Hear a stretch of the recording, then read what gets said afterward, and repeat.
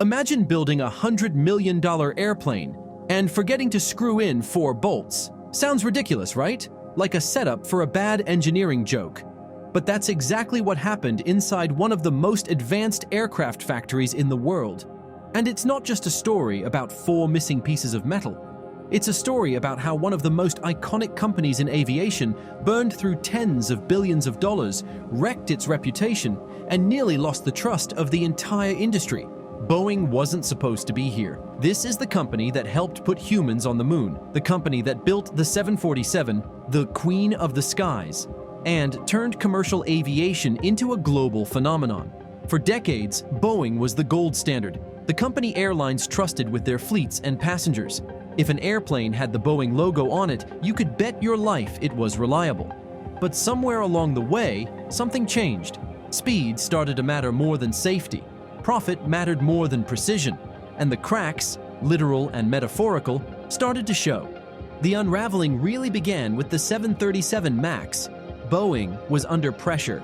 Airbus had just released the A320neo, a fuel-efficient jet that airlines were lining up to buy. Boeing needed an answer. Fast. Instead of designing a new plane from scratch, which would have taken years, Boeing decided to upgrade the existing 737. They fitted it with larger, more efficient engines, tweaked the aerodynamics, and added a flight control system called MCAS to make it feel similar to previous models. The idea was simple. Airlines could save money on fuel, pilots wouldn't need expensive new training, and Boeing would beat Airbus at its own game. But that rush led to tragedy. In 2018 and 2019, 2 737 MAX planes crashed within 5 months of each other, killing 346 people. The cause? A single faulty sensor triggered the MCAS system, forcing the plane's noses down while pilots fought desperately to regain control. The fallout was catastrophic. The MAX was grounded worldwide. Boeing's credibility was shredded. Lawsuits piled up, and yet the company still seemed to treat it like a temporary setback, a storm to be weathered before business went back to normal. Then came the Alaska Airlines flight in January 2024. A brand new 737 MAX 9 had just taken off when, mid-air, a plug covering an unused emergency exit blew clean off the fuselage. The cabin depressurized instantly. Oxygen masks dropped. Passengers were screaming. It was a miracle nobody was sucked out of the plane. When investigators dug into what happened, the answer was almost too absurd to believe. The door plug had been reinstalled without 4 bolts that were supposed to hold it in place. 4 bolts on a $100 million aircraft. And that's where the story stops being about a single mistake and becomes something much bigger. Because those missing bolts were not an isolated error. They were the symptom of a deeper disease. Over the years, Boeing's internal culture had shifted from "let's build the safest planes in the world" to "let's build them faster and cheaper." Engineers and assembly line workers raised concerns about safety shortcuts. Whistleblowers went public about declining quality standards. Regulators accused Boeing of hiding information and pressuring staff to ignore defects. In the race to meet delivery deadlines and satisfy shareholders, fundamental safety processes were being skipped. The consequences were enormous, far bigger than anyone at Boeing anticipated. After the door plug incident, the FAA didn't just ground a few jets for inspection, it grounded dozens of MAX-9s and imposed strict caps on how many new planes Boeing could roll out each month, effectively slowing the company's production line to a crawl. That sent shockwaves through the industry. Airlines that were counting on new jets to expand routes or replace aging fleets suddenly found themselves scrambling, delaying, or outright canceling multi-billion-dollar orders. Regulators around the world, already skeptical after the MAX crashes, tightened their oversight to a level Boeing hadn't faced in decades, with inspectors now embedded in factories and audits happening more frequently and more aggressively. The financial fallout was just as brutal. Investors fled as confidence in Boeing's leadership evaporated, sending the company's stock price into a steep nosedive. In a matter of months, more than $50 billion in market value was wiped out. And behind the headlines, Boeing continued hemorrhaging cash. pouring billions into redesigning components, fixing quality control systems, paying legal settlements, and trying to rebuild a supply chain that had grown fragile under years of pressure to cut corners. What had started as a single manufacturing oversight had spiraled into a full-blown corporate crisis, one that threatened not just Boeing's balance sheet, but its very future in commercial aviation. But money isn't the only thing Boeing lost, not even close. Trust, that invisible currency that takes decades to build and seconds to destroy, vanished almost overnight. Airlines that once signed Boeing contracts without hesitation suddenly started asking tougher questions. They demanded proof of safety, guarantees of reliability, and clauses that would protect them if things went wrong again. Passengers too began to look at that familiar Boeing logo a little differently. Boarding one of their planes no longer felt automatic. There was now a faint, lingering doubt in the back of people's minds. And for regulators, every inspection became more intense, every certification more scrutinized, every approval more conditional.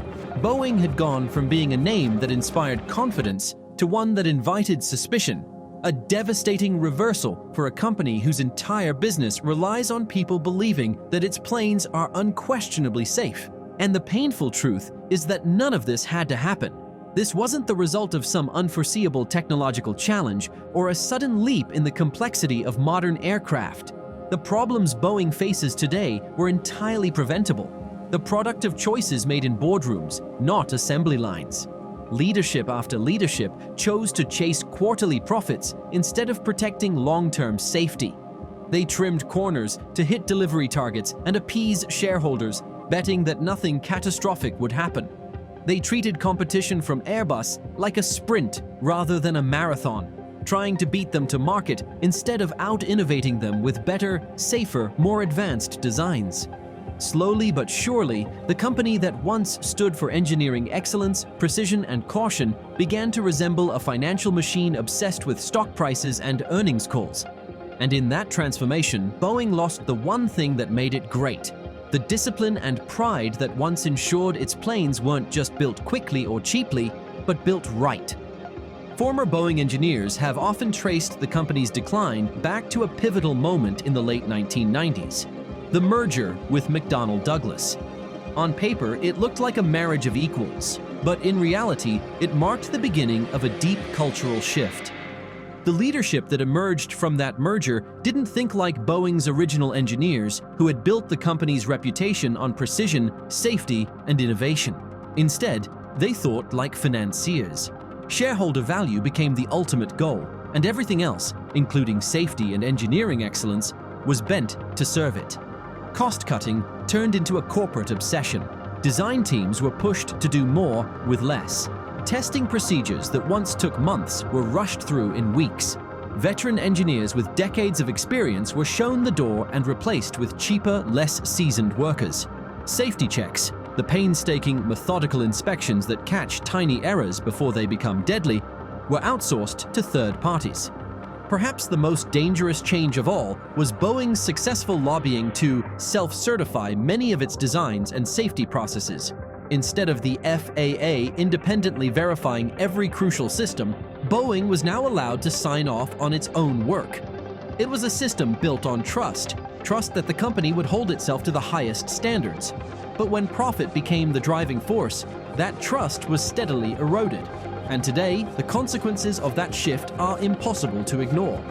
Planes have left the factory with loose bolts rattling in place. Door panels have been improperly sealed. Electrical systems, the kind that power critical controls, have been miswired. Workers on the assembly line talk about relentless pressure to meet deadlines, even if it means letting small issues slide.